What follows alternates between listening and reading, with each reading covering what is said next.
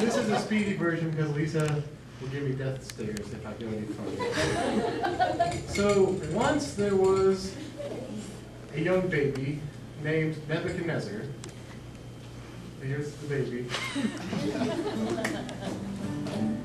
He loved trains a whole lot. All he had was train toys. I was a tank engine, not enough.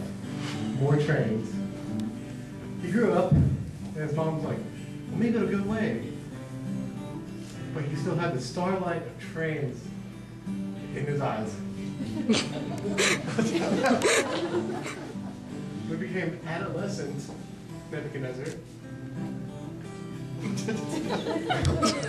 he had a hunchback.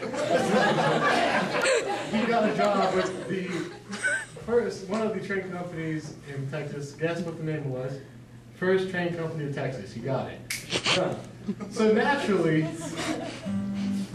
the first job, anybody know? Anybody know what the first job on a train is? Cleaning the cabooses. Our Nebekenezzer, sorry. So good at cleaning those trains. Got immediate promotion. And during the Great Depression, there was a big problem with hobos on trains. Some of you might know, homeless people. So he got promoted to hobo boxer. So he boxed the hobos. This is just five. And he kicked them, low kicks, some medium kicks, some high kicks. Then he did the Hoboken, the secret move, which is down, back, back, B.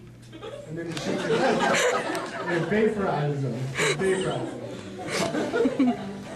They were like, wow, Nebekenezzer, you're really good at fighting hobos. Maybe you can go to the next job, bear wrestler. He was like, wait, what? Bears in Texas? Yes, he's seeking bears. And we're talking about like, hey, it's 90 degrees outside. I want to go, lay out there. We're talking molten hot steam engine heat-seeking bears. It's a big problem. It kind of comes up the worst. So what do? Appropriate moment to go in there and wrestle the bears. And look real manly doing it. We're like, wow, Nebekenezzer is so good. You get to be caboose guy. So he went on the back of the cabooses, waved to the people when they left the station. And all the kids were like, wow, I want to be able to wave my hand during my career pathway. He's like, wow, you're so good at Nebekenezzer. Congratulations. Final promotion, right before conductor, hatch gluer guy. And he's like, hatch gluer guy, man, that's kind of crazy. But let me tell you something. You seen the movies where people were fighting on top of the trains? That's a real nuisance. So you gotta glue the hatches shut. Glue them shut. Get that. The hatches are on the top. Good job. Nebekenezzer was a little mixed up in the world, but he got up from down eventually. And then he finally one day got the best letter of his life. Promoted to conductor of the first train company in Texas. Yay!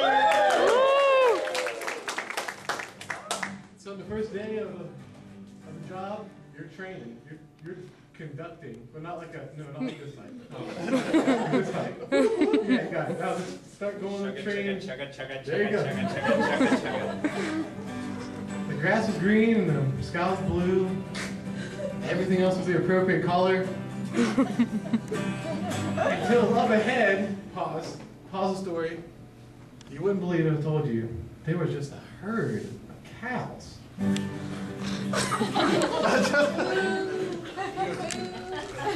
Stay still.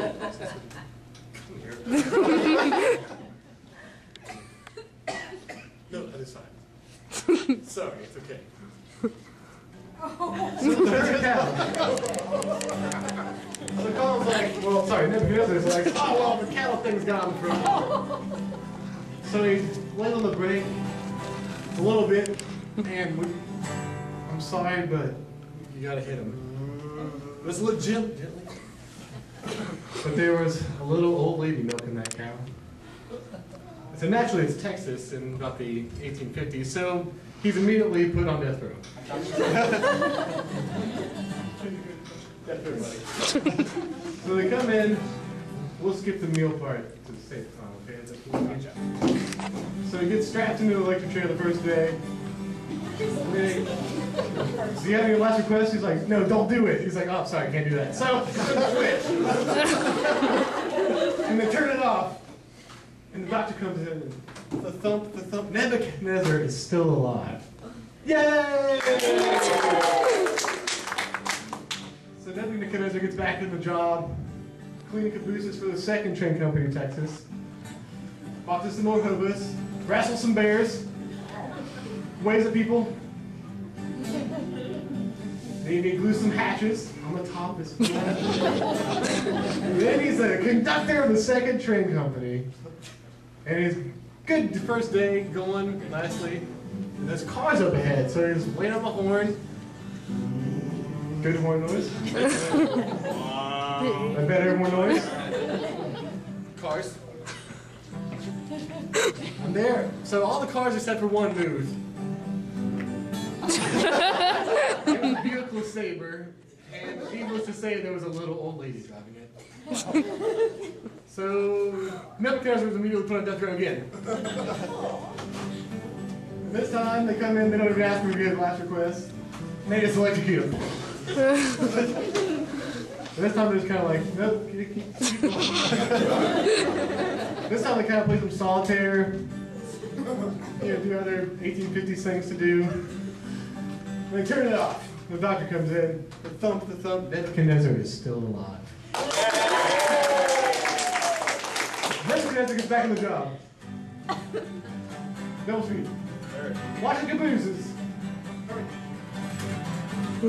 Faster. Open boxing. Bear wrestling. Caboose guy. Wrestler guy. Conductor. First day of the job. Everything's going just fine. And this time it's not even blatant, it's just there's a herd of old ladies on the track. And he just say he can't stop it, he kills one of them. Put him on death row, and this time the executioner's really just mad. He says, you know what, Nebekenezzer, you're gonna get some juice this time, and boom, flip the switch. Then the next morning, the executioner comes in and flips off the switch. The thump. Nebekenezzer is still alive. And they say, the executioner says, well, Nebekenezzer, why do you think you've been in here 3 times and you come out of this? Just, I don't see how you do it. And Nebekenezzer said, well, I guess I'm just a poor conductor.